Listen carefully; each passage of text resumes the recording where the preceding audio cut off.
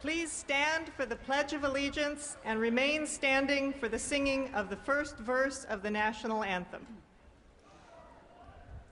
I pledge allegiance to the flag of the United States of America and to the republic for which it stands, one nation, under God, indivisible, with liberty and justice for all.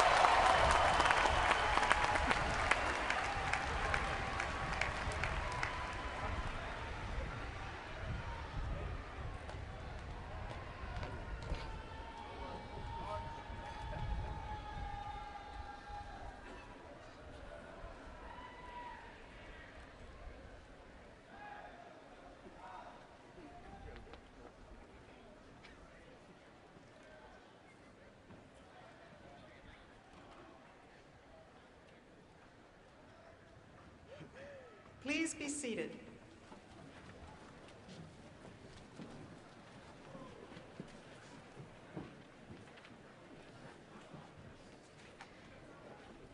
The President of the University.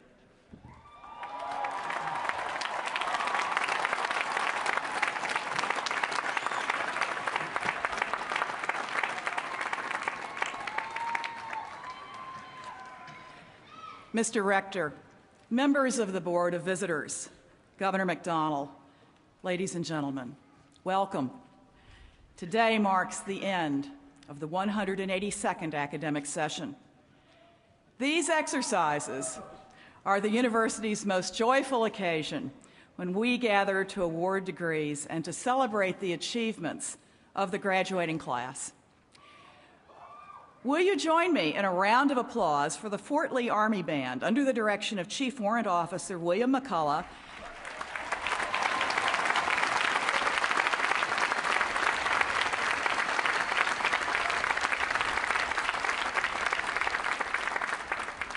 and for the Army, Navy, and Air Force ROTC students who presented the colors.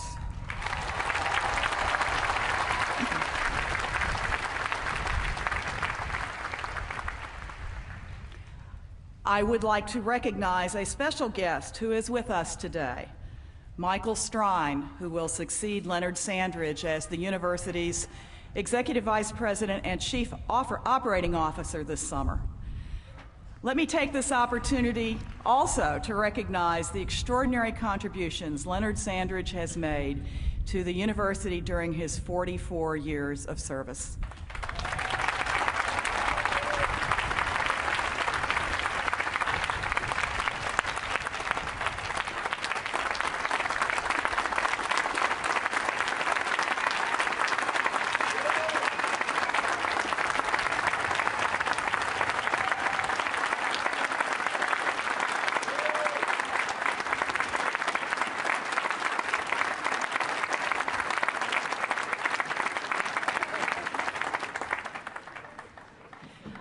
I also want to acknowledge and express my appreciation to our Executive Vice President and Provost, Dr. Tim Garson, who is completing his service in that role.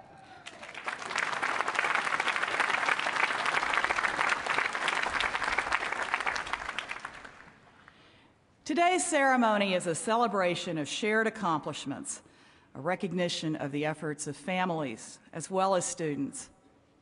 For parents whose sons and daughters receive degrees today, we acknowledge your commitments that began long before your students came to study here.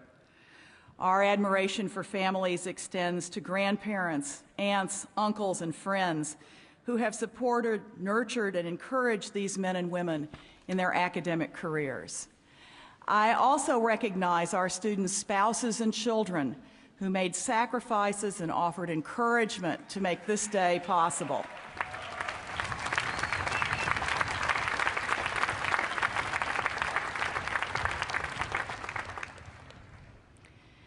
These final exercises celebrate the contributions of our teaching, research, and support faculty, and the staff members who work in many different occupations across the grounds. Each diploma symbolizes the vitality of our faculty's endeavors, their passion for learning, their efforts to engage others in intellectual discourse, their ability to inspire the love of inquiry and the pursuit of knowledge. Staff members provide crucial support for the academic enterprise. Our graduating students are the beneficiaries of the hard work and dedication of our faculty and staff. Students, join me in a round of applause for the faculty and staff members.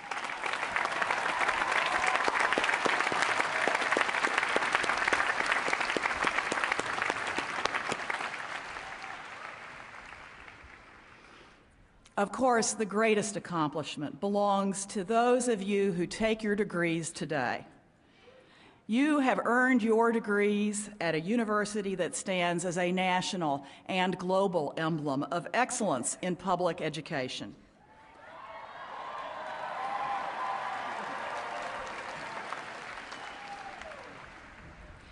You have participated thoughtfully and actively in building foundations of quality within the university for today and for tomorrow, an effort that adds durable value to the degrees you receive today.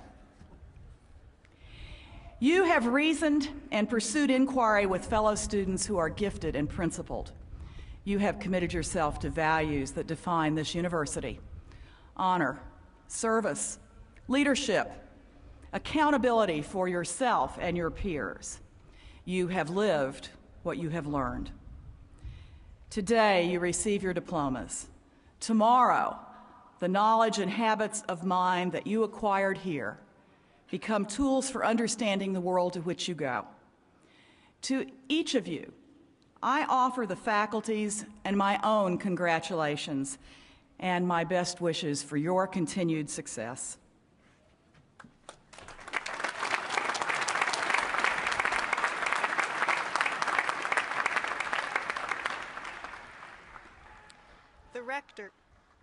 The rector of the university. Good morning. And what a wonderful day it is for a celebration in this magical setting Mr. Jefferson created for our beloved university. On behalf of the Board of Visitors, we extend greetings and best wishes to all of the graduates, family, and friends who are gathered here today. Congratulations, graduates. Today, you become alumni of the University of Virginia.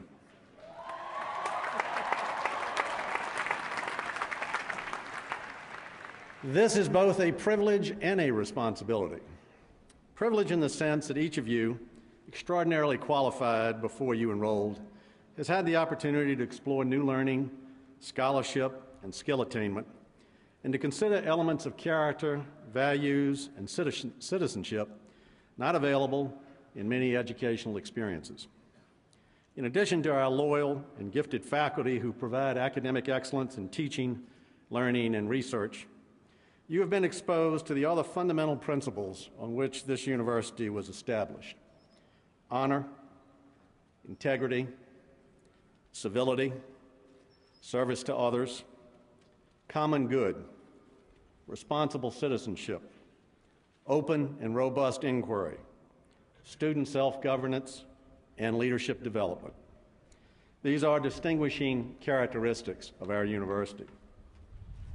Responsibility in the sense that many came before you and put in place the foundation blocks and culture that paved the way for your experience, and now, and for the rest of your lives and even beyond, you can do the same for future generations. If you so choose, your loyalty, your commitment, your continued new learning, and joy and shared experiences to, from, and around the university will enrich your lives in ways you cannot now imagine and create enormous opportunity for those who follow you.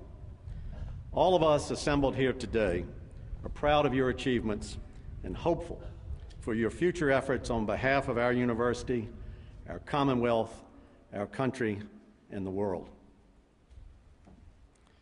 It is my great honor to introduce our speaker this morning, who also embraces and cherishes these same principles upon which our university was founded. A native of Fairfax County, who spent most of his adult life in Virginia Beach, he took degrees from Notre Dame, where he received an ROTC scholarship, Boston University, and Regent University, where he received his MA and a JD. Attracted to politics at a young age, his career path has led to working as a prosecutor with the Virginia Beach Commonwealth Attorney's Office, as representative from Virginia Beach to the House of Delegates in our General Assembly, Attorney General, and now Governor of the Commonwealth of Virginia. In addition to his emphasis on government reform, job creation, transportation, and the economic competitiveness of our state and our regions, and importantly to all of us here today, he has made higher education a top priority for Virginia. Faced with large cuts in many areas to balance a very difficult budget, he secured $100 million of new funds for our universities and colleges, and has challenged all of us to produce an increased 100,000 college graduates over the coming years, and to further innovate with more emphasis on science, technology, engineering, math, health education, and enhanced quality and efficiency. He has a personal interest in seeing the university do well. He and his wife, Maureen, are the parents of twin sons who are rising second-year students at the university. A good friend of mine and of the governor and former rector of this university, Tom Farrell, got it right when he recently introduced the governor, saying, "American public life is not for the faint of heart or weak of spirit," which is precisely why I think he is just the man for the governor's job. He has the heart for the work, he has the spirit. Leadership comes in a variety of shapes and styles, but it helps to have a well-developed internal rudder, a sense of not only who you are, but also what you wish to accomplish. It helps that his experience has made him a lifelong learner and a man with a deeply held intellectual curiosity. This is a man who was destined to provide exemplary political leadership, and we are fortunate he serves and grateful for his service. Ladies and gentlemen, it is with great pleasure that I introduce the 71st Governor of the Commonwealth of Virginia, His Excellency, the Honorable Robert F. McDonnell.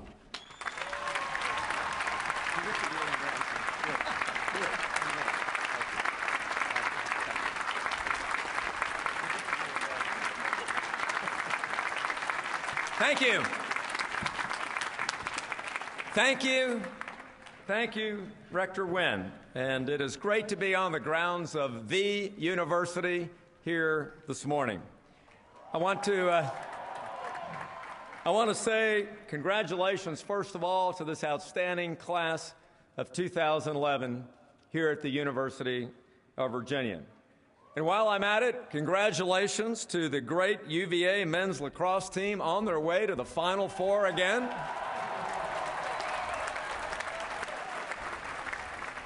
And also that top-ranked UVA baseball team. Go Hoos. I also want to offer my sincere thanks to President Sullivan as she begins her historic presidency here at Mr. Jefferson's University, as well as Executive Vice President Leonard Sandridge, Rector W. Wynn, all the talented members of the Board of Visitors, and of course the distinguished faculty who have once again shown their love, their support, their mentorship for the students this year. Thank you for your service to these young leaders of tomorrow. And I understand from looking through the program that there are a number who have graduated with a 4.0. And I want to say you have attained exceptional achievement. But I have to tell you, it's not that hard. I had a 4.0 one year when I was undergrad. I had a 2.0 the first semester and a 2.0 the second semester.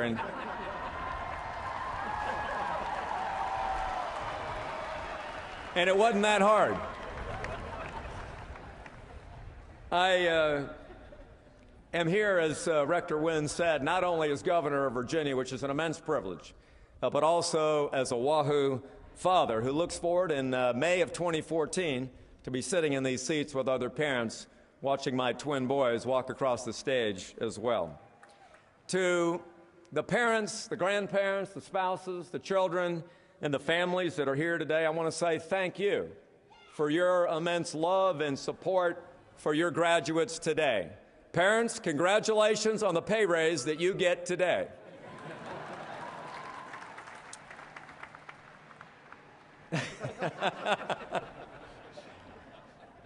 This is a very special place, and you know it from your years here. Ranked the second best public university in all of America, the only university designated as a World Heritage Site by UNESCO, founded nearly 200 years ago by the second governor of Virginia, Thomas Jefferson,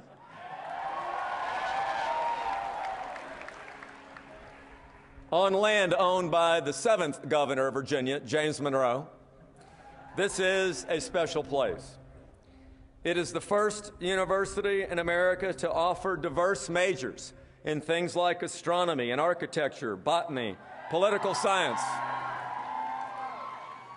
And it is the first public university to guarantee full grants to students from low-income families, and the list of accomplishments go on.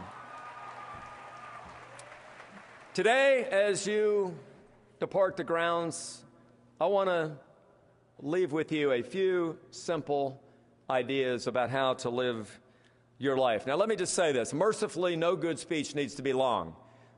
Lincoln's Gettysburg Address, the Gettysburg Address was only 5 minutes, and my speech will not be that much longer, I assure you. I also cognizant of my place here on the dais today. Last year, I was at Hampton University when President Obama gave the graduation speech at Hampton University. I can tell you no one at Hampton University will forget who their graduation speaker was. I'm not so naive to think that's going to be the case with you. But I think a graduation speech is a lot like a Thanksgiving dinner. It's an annual event that provides us a welcome opportunity, if even for a short while, to focus on what is unchanging, what is good, and what is worth remembering in the midst of a complicated and busy and ever-changing world. Due to the great advances in knowledge and technology, the world keeps getting more complex. But I believe that the keys to success and fulfillment have largely remained the same. The same general rules of life that led to happiness and fulfillment before the invention of the Gutenberg press are still pretty good ones to follow today, even at a time when a speech given in Charlottesville, Virginia, can be watched live on an iPad in Beijing, China. Now, we all intuitively know that these certain rules for success are correct because I believe that God has planted in the human heart a universal desire to love and be loved, to serve others, and to find purpose. Because, in fact, it was your founder, Thomas Jefferson, who said these words: God has formed us as moral agents that we may promote the happiness of those with whom he has placed us in society by acting honestly towards all, benevolently towards those who fall within our way, respecting sacredly their rights, cherishing especially their freedom of conscience as we value our own. So across the ages and cultures, the genders and races, the path to fulfillment is universal. Here's some of the steps along that path. Follow the golden rule. Do unto others as you'd have them do unto you. Help and serve your neighbor. Take responsibility for your actions. Make no excuses. Give back to your community generously. Live today well. Do not worry about tomorrow. Now, those are the obvious lessons that most of you learned from your parents as you were growing up. So let me add a few more that are lesser known. Always vote. Tip well. Laugh often. Never miss the opportunity to enjoy a sunset or a sunrise. And always try to follow the rules of the Boy Scouts and the Girl Scouts. Number one, be prepared. Number two, always try to leave the campground a little better than you found it.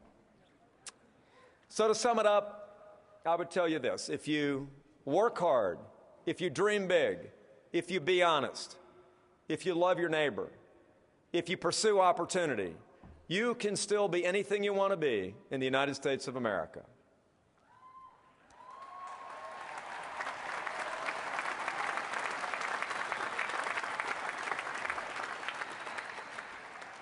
Now, these are all well-worn pieces of advice, but in a busy and changing world, it's sometimes easy to forget these basics.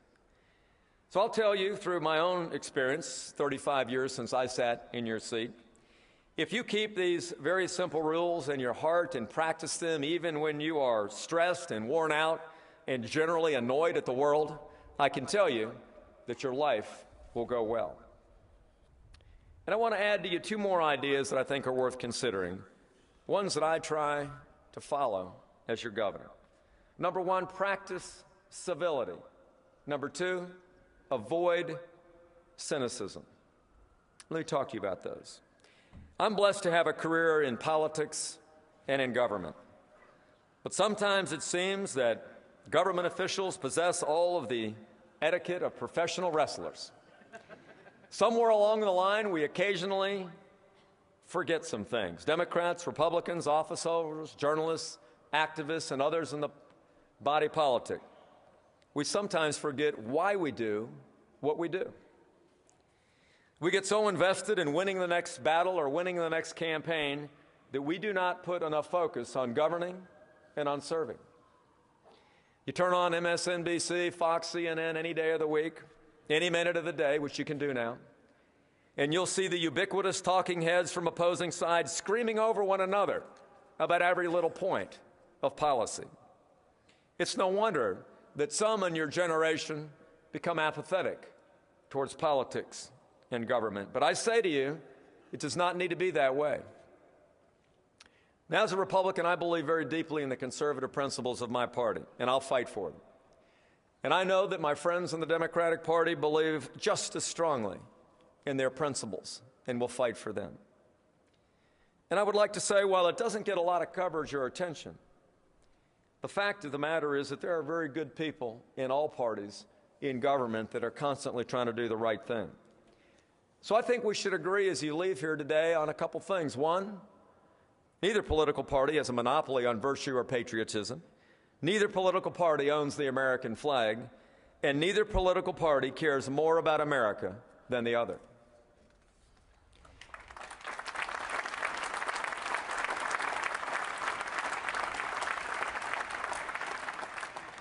It's important, I think, for Republicans, Democrats, Greens, Libertarians, Tea Partiers, whatever the new political movement might be, to remember this, that we are all incredibly fortunate to be Americans, living in the freest and most prosperous nation on earth. Now,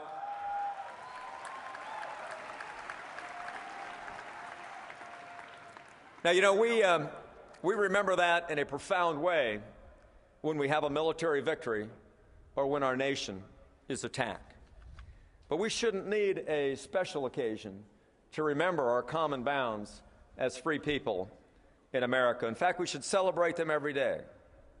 The freedom our Virginia and American founders promised in those immortal writings 235 years ago is still alive and well today in Virginia. So I say to you, cherish that, embrace it, and know that it has been preserved at the incredibly great price of American blood of men and women in uniform.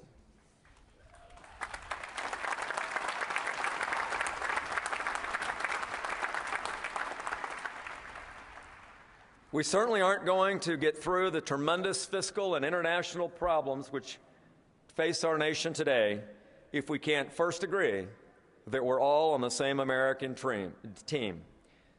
So we can disagree without being disagreeable, and we can, in fact, practice civility. And that leads me to my second point, and that is, at all costs, avoid cynicism. Cynicism allows individuals to feel justified in their inaction and their disinterest, but I tell you, it affirms lethargy. It is not the American way. Trust me, I can tell you, in my profession, I know it's hard with the media coverage filled with reports of crime, corruption, and conflict. One longs for good news stories. So I ask you, graduates, 2011 today, don't perpetuate this problem. Be part of the solution. Our nation's independence was not secured by cynics. Those who landed on the beaches of Normandy on D-Day were not cynics. The mapping of the human genome by the best and brightest in America recently were not done by cynics. The men and women in Iraq and Afghanistan who fight our nation's battles today are not cynics. Cynics don't build, they tear things down. And while a good laugh, especially on late-night TV, is always welcome, no one has ever built a monument to cynicism. Graduates, I say that the future of our state, our nation, and our world depend upon your optimistic and energetic leadership in the modern world. It depends upon you believing passionately in what you're doing and not being afraid to risk all to try to make the world a better place. I think Teddy Roosevelt said it the best when he was president. Listen to his words. It is not the critic who counts. It is not the man who points out how the strong man stumbles or where the doer of deeds could have done them better.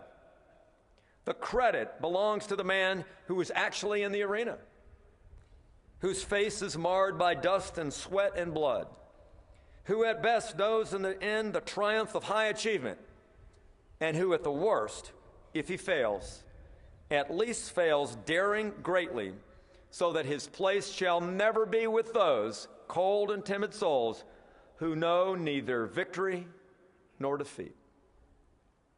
So I see, looking out here at this crowd, there are no cold and timid souls in the class of 2011.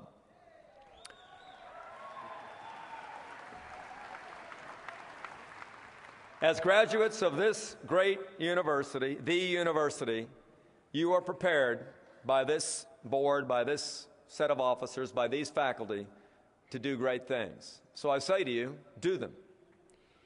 You step off the grounds today with impeccable credentials, quick minds, innovative ideas, great training, and boundless opportunities. Consider some of the great UVA students that have gone before you. Richard Byrd, Leroy Hassell, Robert F. Kennedy, Walter Reed, Woodrow Wilson, George O'Keeffe, and yes, even Tina Fey.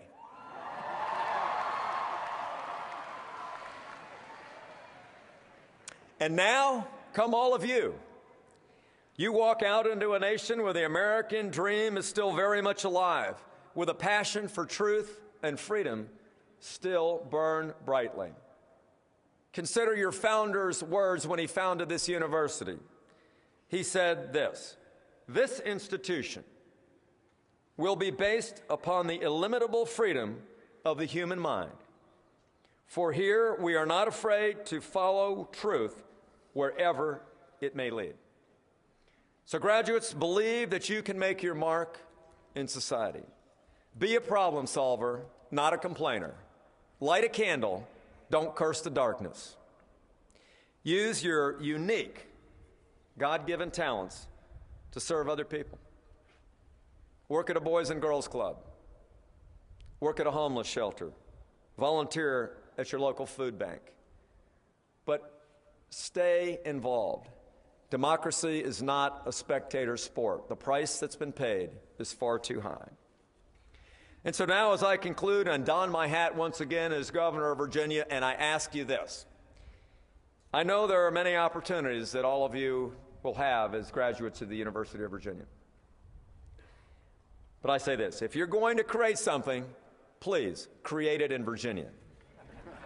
If you're going to open a business, open that business in Virginia. If you're going to be an artist or a doctor or a lawyer, a musician, social worker, engineer, counselor, teacher, whatever it may be, thank you, social workers. Pursue your profession in Virginia. We need your talents to keep Virginia, the cradle of democracy, strong and prosperous. So congratulations, parents, grandparents, spouses, family members, and especially all of you, the great graduating class of 2011. Wahoo wah!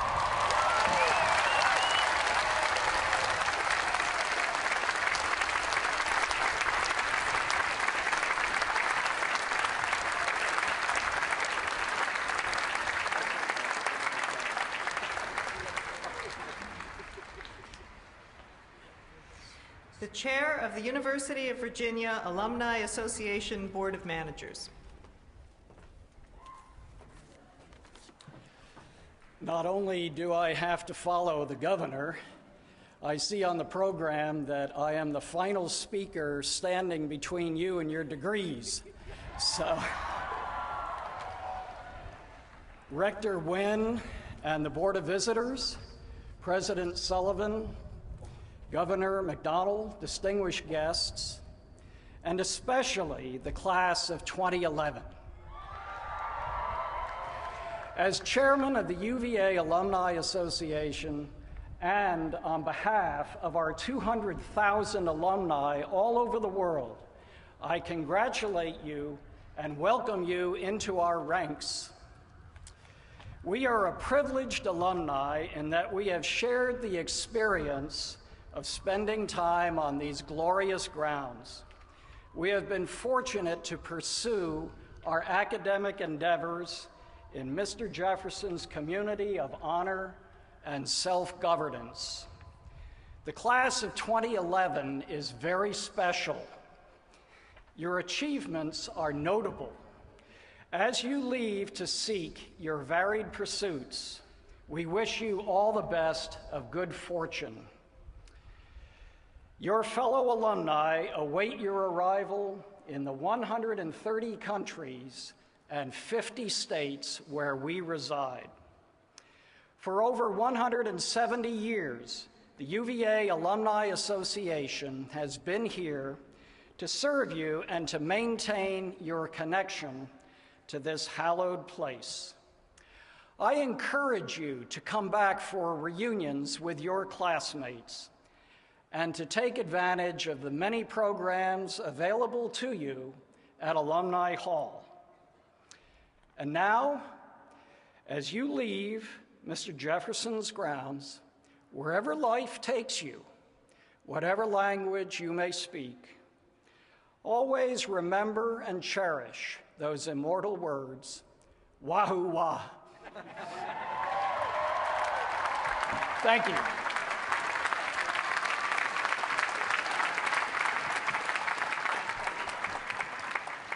The President of the University. Thank you, Mr. Roberts. The Raven Society is the oldest and most prestigious university organization. It recognizes scholarship and other contributions to life here. With us today are 10 newly elected alumni members of the Raven Society and 1 Raven Society Alumni Award winner. I ask these people to stand and remain standing as I read their names. I ask that you please hold your applause until the entire group has been introduced.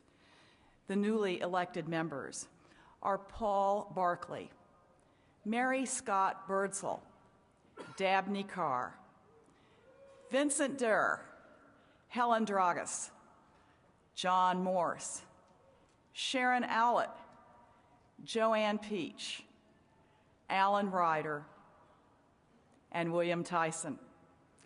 The Alumni Award winner is Peter Kiernan. Join me in applauding these people.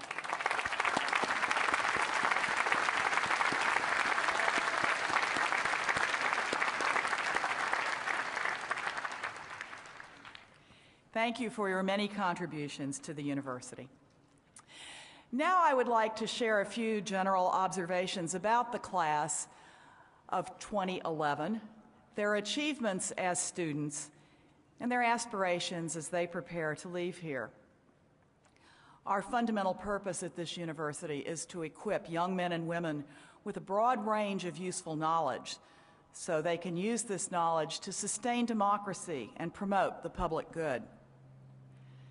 Thomas Jefferson believed education has the power to improve the human condition in every conceivable way.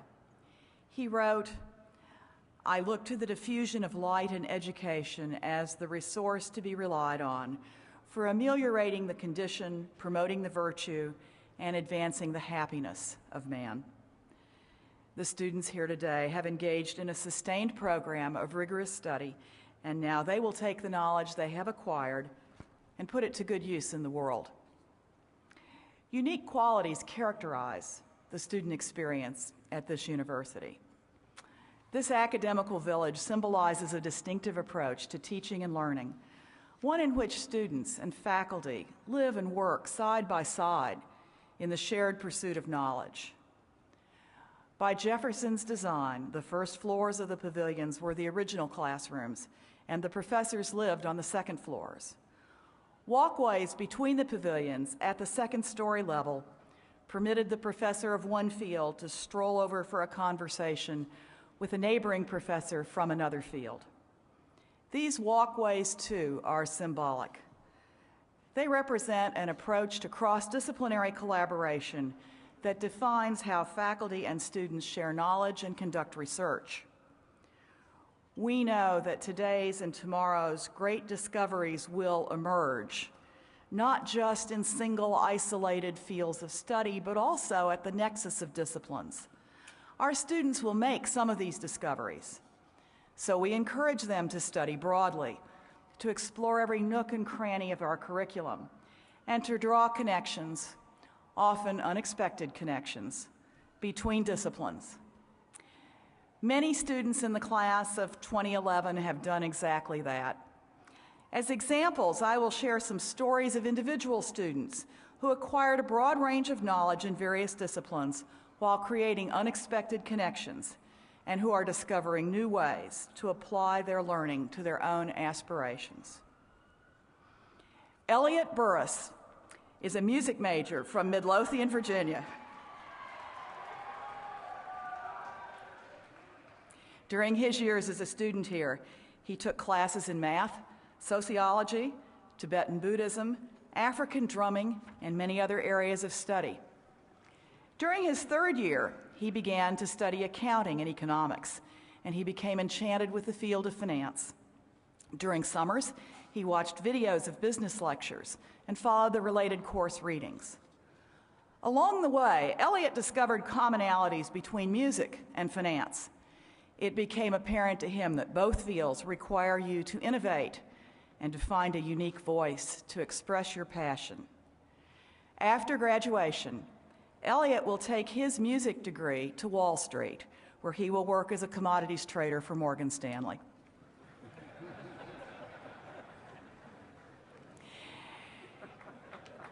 Erin Houlihan is a law student from Missoula, Montana.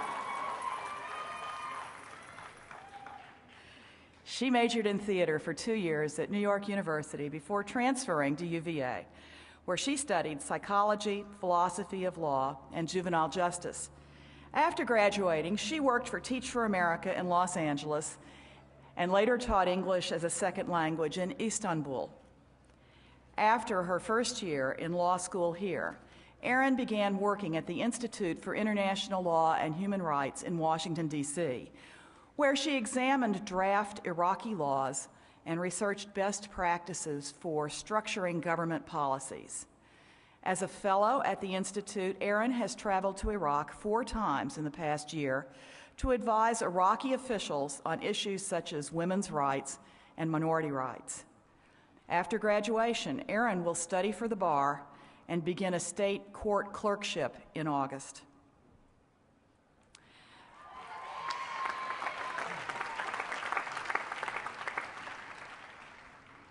Donna Thomas is an Eccles and Jefferson Scholar from Annapolis, Maryland. She created an interdisciplinary course of study in music, poetry, arts administration, and studies in women and gender. Music is her first love. She played lead alto saxophone with the Student Jazz Ensemble, served as the music department's representative on the Arts and Sciences Council, and served as the jazz intern in the music department for a year. Donna is a national spokesperson and ambassador for Music for Mental Health, a national outreach program that promotes awareness of mental health issues and the role the arts play in improving mental well-being. Donna will continue promoting mental health next month when she will compete in the Miss Maryland pageant on the platform Stop the Stigma, Depression and Anxiety Awareness. This fall, she will Teach for America in Baltimore and pursue a master's degree in teaching at the Johns Hopkins University.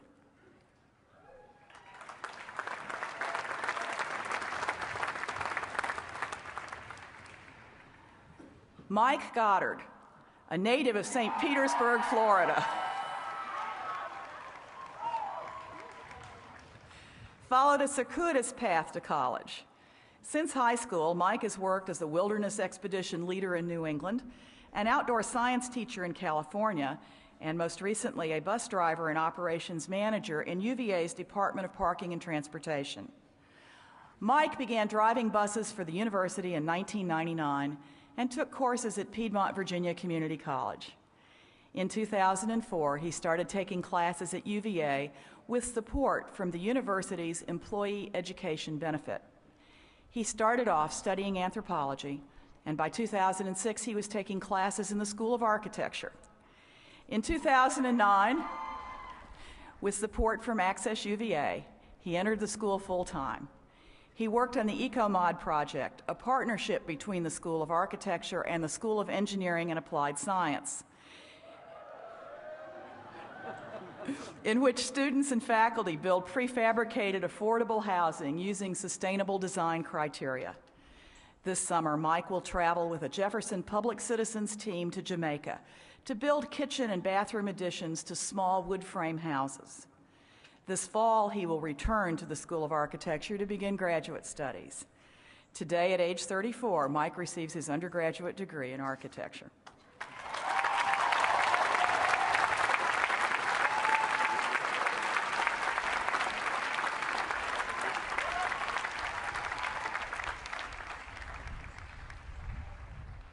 Thomas Jefferson wanted this university to be based on the illimitable freedom of the human mind so that students here would be free, in his words, to explore and to expose every subject susceptible of its contemplation. As you can tell from these stories, these students have upheld Jefferson's intention by exploring the boundless possibilities of learning. They and their classmates in the class of 2011 are now well prepared to provide vision and leadership at every level of the careers and communities they will enter as they leave this place. Please join me in a round of applause for these students and the entire class of 2011.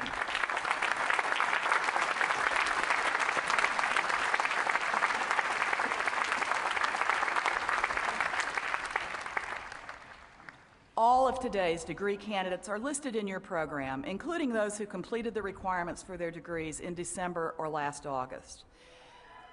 Today we will award 3,668 baccalaureate degrees. 80 of these were earned in 3 years. 2 were earned in 2 years. 513 first professional degrees and 2,067 graduate degrees, including 388 PhDs, 22 Doctor of Education degrees, 2 Doctor of Juridical Science degrees, and 8 Doctor of Nursing Practice degrees.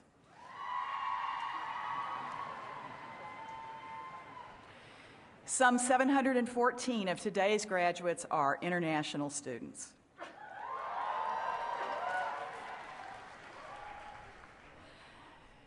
Now, under authority vested in the general faculty and by it delegated to me, I will award the several degrees.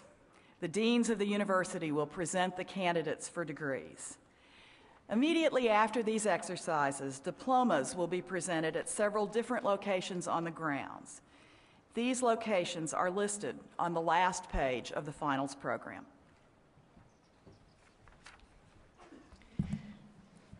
The Executive Vice President and Provost of the University.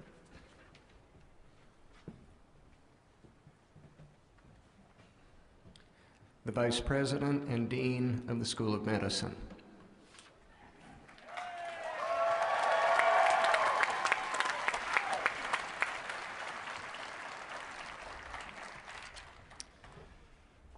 The candidates for the degree of Doctor of Medicine will please rise and remain standing.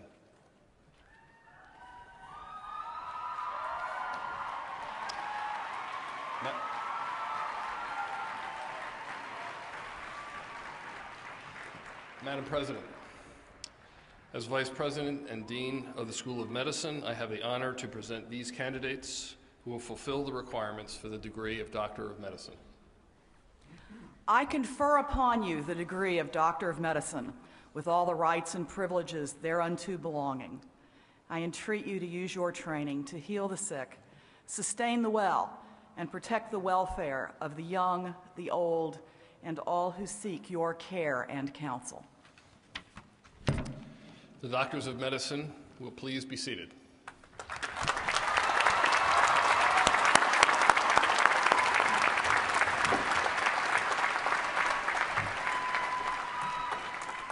The Dean of the School of Law.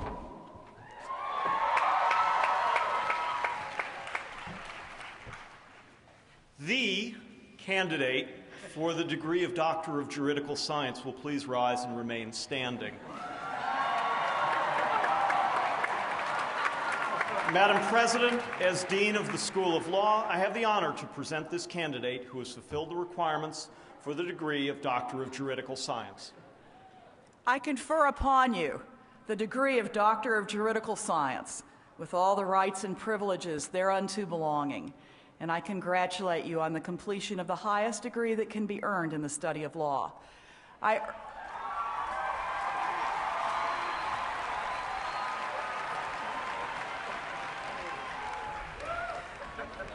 I urge you to use your specialized training and research abilities to advance fair and equitable application of the law. The Doctor of Juridical Science will please be seated.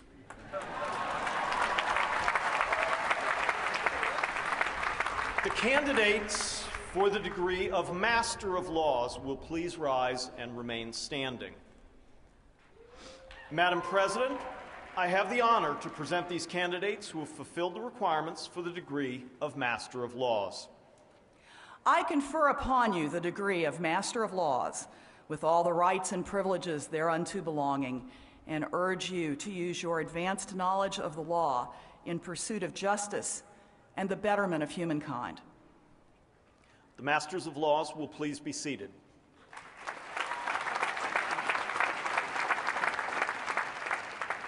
The candidates for the degree of Juris Doctor will please rise and remain standing.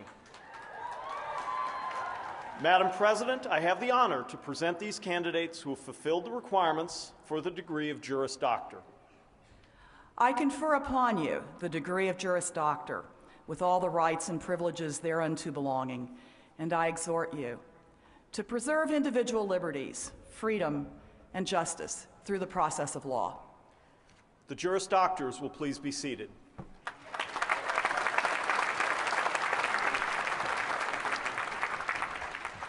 The Dean of the School of Engineering and Applied Science.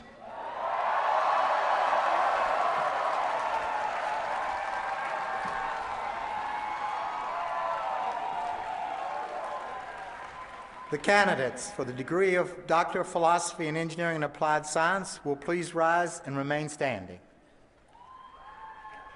Madam President, As Dean of the School of Engineering and Applied Science, I have the honor to present these candidates who have fulfilled the requirements for the degree of Doctor of Philosophy in Engineering and Applied Science. I confer upon you the degree of Doctor of Philosophy in Engineering and Applied Science, with all the rights and privileges thereunto belonging. I urge you to pursue discoveries and inventions for the betterment of humankind, to work on the frontiers of applied knowledge, and to communicate to the next generation the excitement of engineering and science. The Doctors of Philosophy in Engineering and Applied Science will please be seated.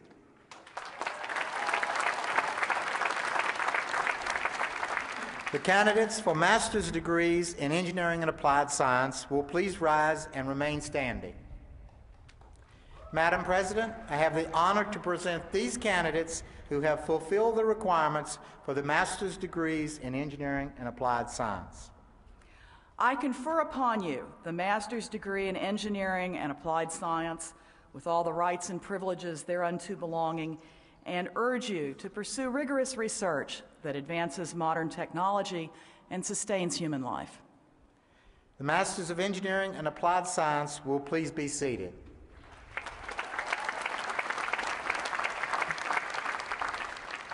The candidates for bachelor's degrees in Engineering and Applied Science will please rise and remain standing.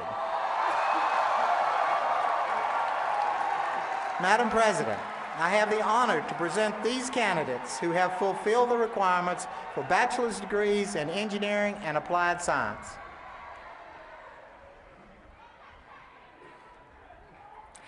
I confer upon you the bachelor's degree in Engineering and Applied Science, with all the rights and privileges thereunto belonging, and urge you to use your knowledge and skills to transform the principles of science and mathematics into new and useful technologies.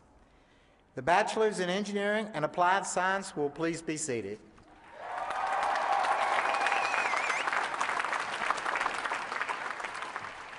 The Dean of the Curry School of Education.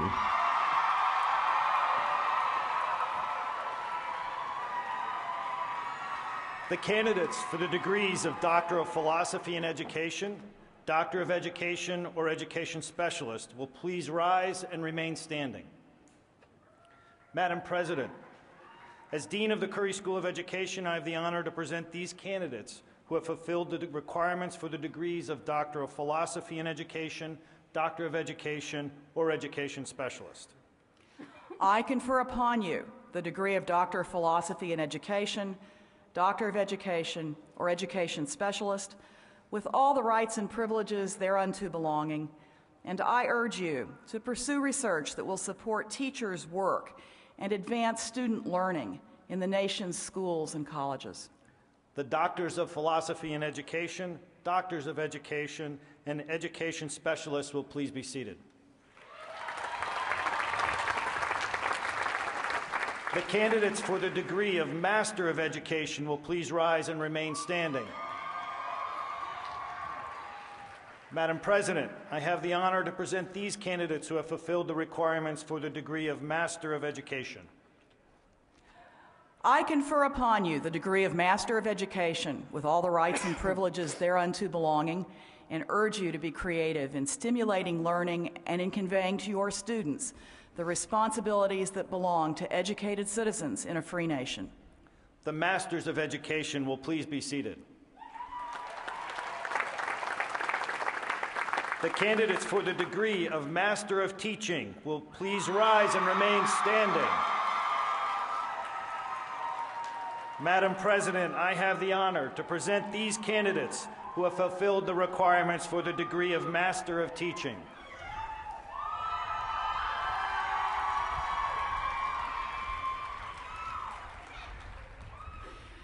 I confer upon you the degree of Master of Teaching, with all the rights and privileges thereunto belonging, and I urge you to convey to your students the excitement of learning, and to teach with the awareness that to impart knowledge is to ensure freedom.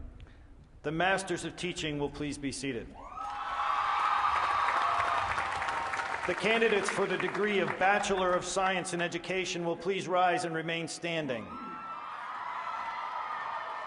Madam President, I have the honor to present these candidates who have fulfilled the requirements for the degree of Bachelor of Science in Education. I confer upon you the degree of Bachelor of Science in Education, with all the rights and privileges thereunto belonging, and I urge you to use your knowledge, skills, and compassion to enrich the lives of the people whom you will serve in your profession. The Bachelors of Science in Education will please be seated.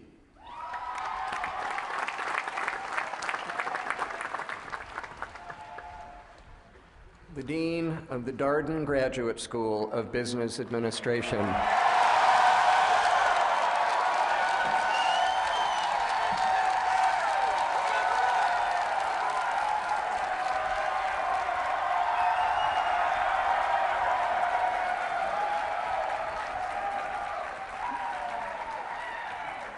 The candidates for the degree of Doctor of Philosophy in Business Administration will please rise and remain standing.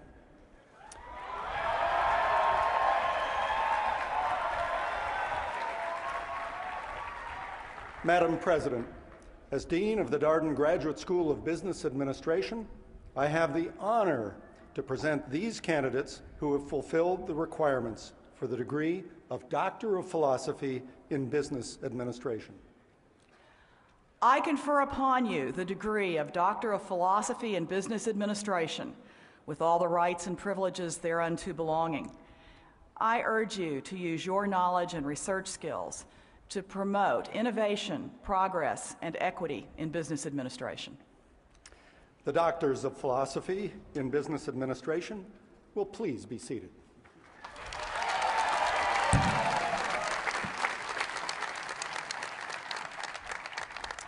The candidates for the degree of Master of Business Administration will please rise and remain standing.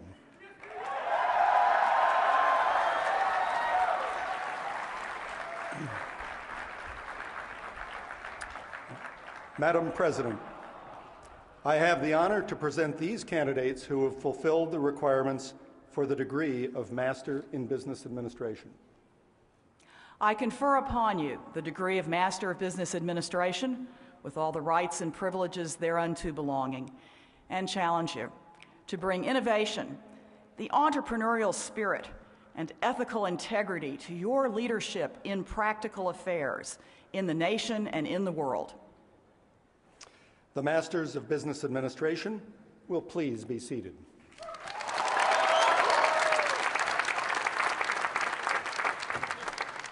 The Dean of the School of Architecture.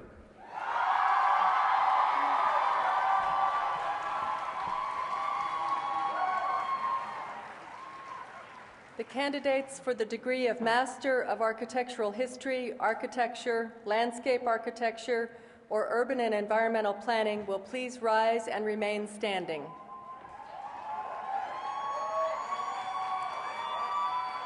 Madam President, as Dean of the School of Architecture, I have the honor to present these candidates who have fulfilled the requirements for the degree of Master of Architectural History, Architecture, Landscape Architecture, or Urban and Environmental Planning.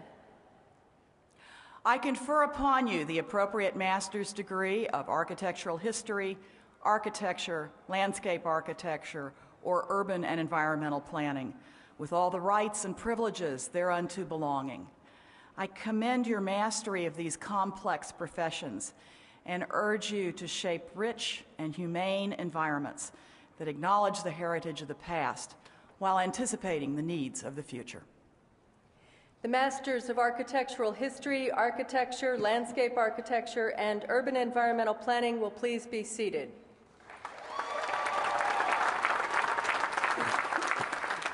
The candidates for the degrees of Bachelor of Architectural History, Bachelor of Science in Architecture, or Bachelor of Urban and Environmental Planning will please rise and remain standing.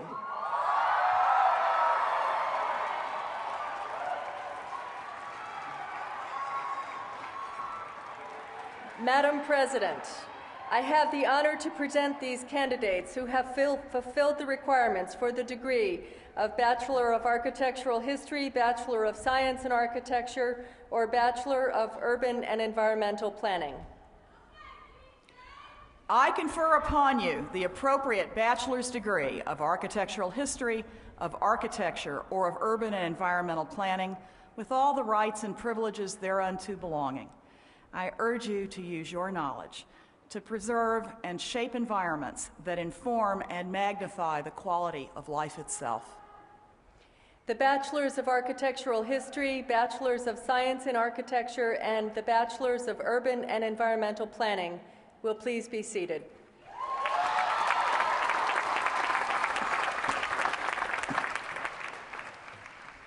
The Dean of the School of Nursing.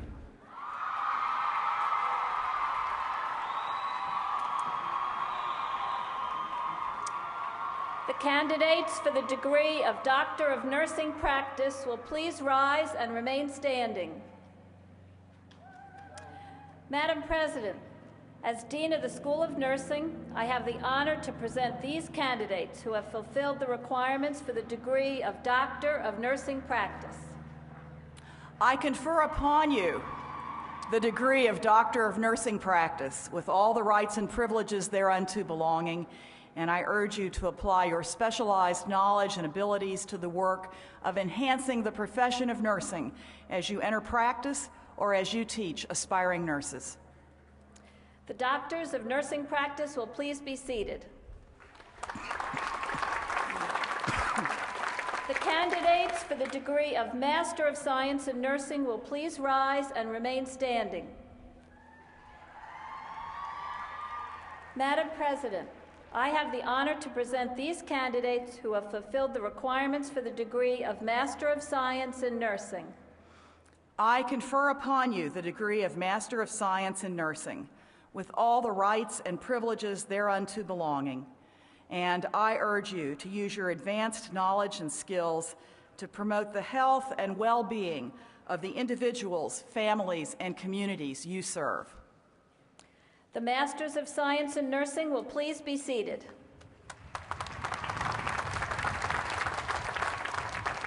The candidates for the degree of Bachelor of Science in Nursing will please rise and remain standing. Madam President, I have the honor to present these candidates who have fulfilled the requirements for the degree of Bachelor of Science in Nursing. I confer upon you the degree of Bachelor of Science in Nursing with all the rights and privileges thereunto belonging, and I challenge you to promote human health and to strive to improve the lives of persons in need. The Bachelors of Science in Nursing will please be seated.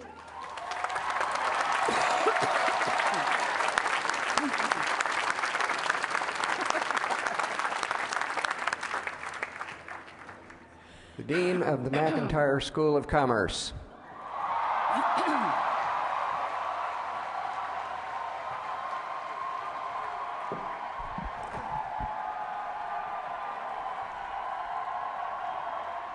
The candidates for the degrees of Master of Science in Accounting, Commerce, or the Management of Information Technology will please rise and remain standing. Madam President, as Dean of the McIntire School of Commerce, I have the honor to present these candidates who have fulfilled the requirements for the degree of Master of Science in Accounting, Commerce, or the Management of Information Technology. I confer upon you the degree of Master of Science in Accounting, Commerce, or Management of Information Technology, with all the rights and privileges thereunto belonging.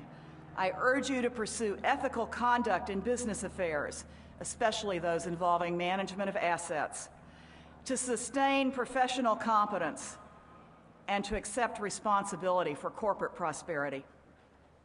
The Masters of Science, Accounting, Commerce, and the Management of Information Technology will please be seated.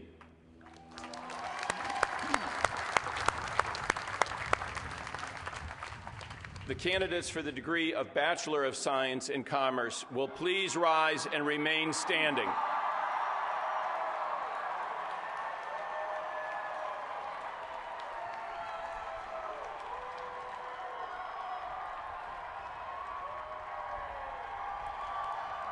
Madam President, I have the honor to present these candidates who have fulfilled the requirements for the degree of Bachelor of Science in Commerce.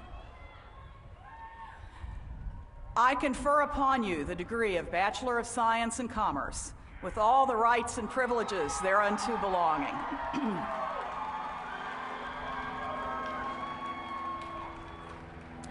And urge you to pursue business affairs ethically and with an awareness of the humane values of liberal learning. The Bachelors of Science in Commerce will please be seated.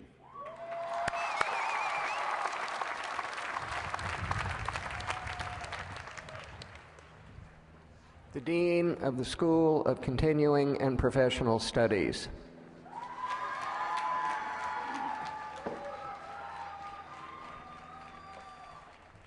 The candidates for the degree of Bachelor of Interdisciplinary Studies will please rise and remain standing. Madam President, as Dean of the School of Continuing and Professional Studies, I have the honor to present these candidates who have fulfilled the requirements for the degree of Bachelor of Interdisciplinary Studies. I confer upon you the degree of Bachelor of Interdisciplinary Studies with all the rights and privileges thereunto belonging. I commend your commitment to lifelong learning, and I challenge you to continue in that spirit as you apply your university education to your chosen profession. The Bachelors of Interdisciplinary Studies, will you please be seated?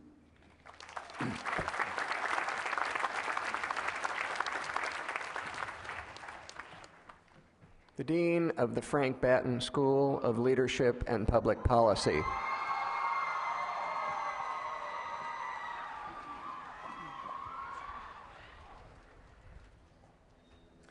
The candidates for the degree of Master of Public Policy will please rise and remain standing. Madam President, as Dean of the Frank Batten School of Leadership and Public Policy, I have the honor to present these candidates who have fulfilled the requirements for the degree of Master of Public Policy. I confer upon you the degree of Master of Public Policy with all the rights and privileges thereunto belonging. I urge you to use your new knowledge and skills to provide strong leadership in the careers and communities you enter, and to draw wise, morally sound, and well-informed roadmaps for our future as a republic. The Masters of Public Policy will please be seated.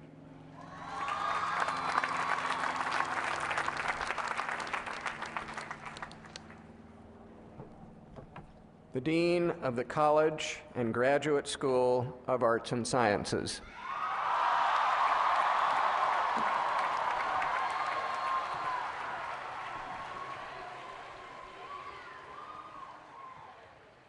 The candidates for the degree of Doctor of Philosophy will please rise and remain standing.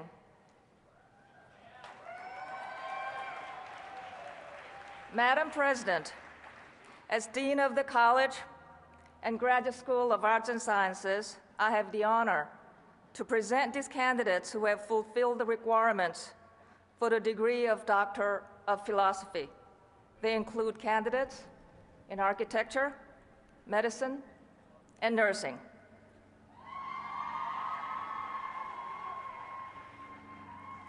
I confer upon you the degree of Doctor of Philosophy with all the rights and privileges thereunto belonging. I welcome you to the ancient and universal company of scholars.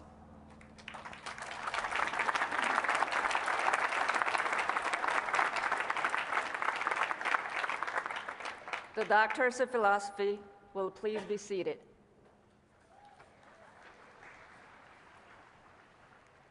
The candidates for the degree of Master of Arts in Physics Education, Master of Fine Arts, Master of Public Health, or Master of Science will please rise and remain standing.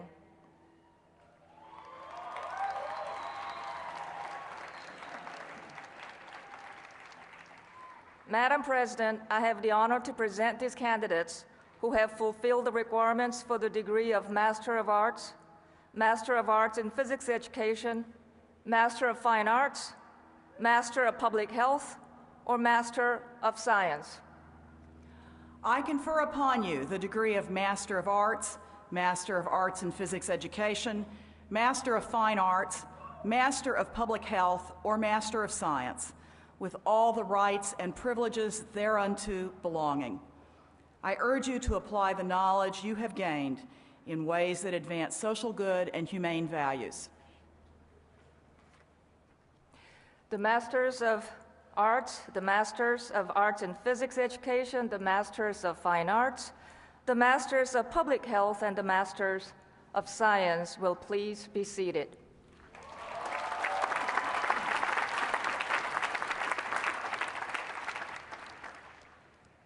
The candidates for the degrees of Bachelor of Arts,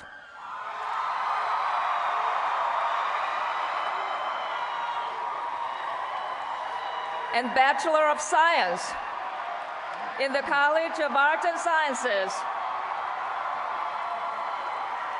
will please rise and remain standing.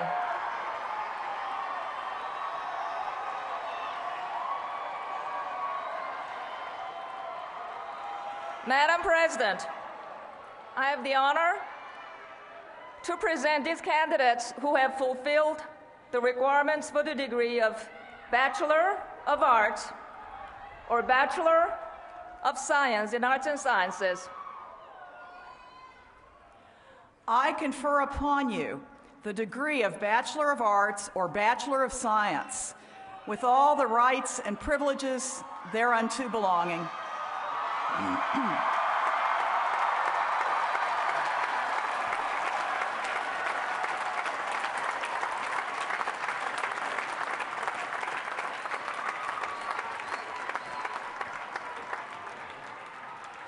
I welcome you to the Fellowship of Educated Women and Men. I urge you to apply the principles of truth in discourse, of rigor in inquiry, and of pursuit of excellence in your lives, in your professions, and in your engagement with the cultures in which you will live. The Bachelors of Arts and Sciences will please be seated.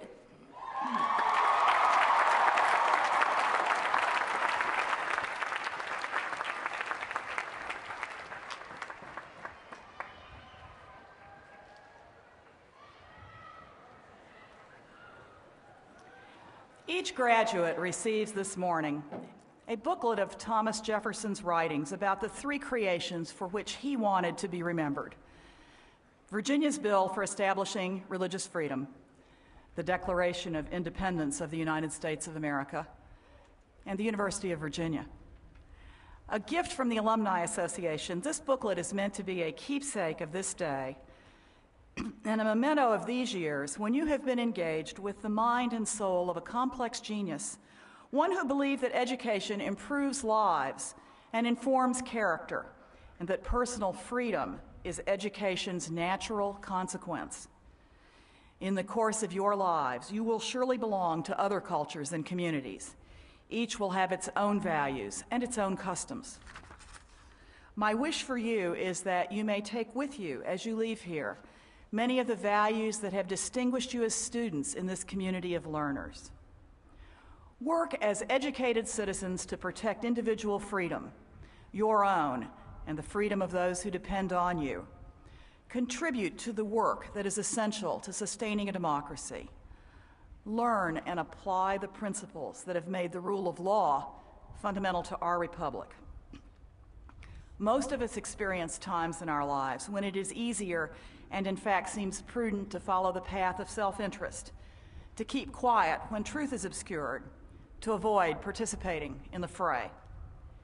You may be tempted to compromise the principles that undergird your learning, to argue the easy point rather than the valid point, to follow blindly, to believe that the end justifies the means, or to lead on others' terms and not your terms. At these times, reread this booklet describing Jefferson's singular creations and recall that each of these creations came as a result of perseverance, sacrifice, and great personal struggle. Virginia's General Assembly refused for 9 full years to enact the Statute of Religious Freedom. Raising public and private funds to establish this university entailed more than 20 years of intense effort. Mr. Jefferson persevered. If we have done right by you, you already have absorbed some of his qualities of tough-mindedness, imagination, determination to effect change, and optimism. Cultivate in yourselves the tenacity to hold elected officials and yourselves as well to strict account. Engage in the political process that builds durable and systematic change when change is due. And in all that you do, always commit yourselves and your fortunes to the common good. These are our fondest hopes for you. Godspeed, and God bless you.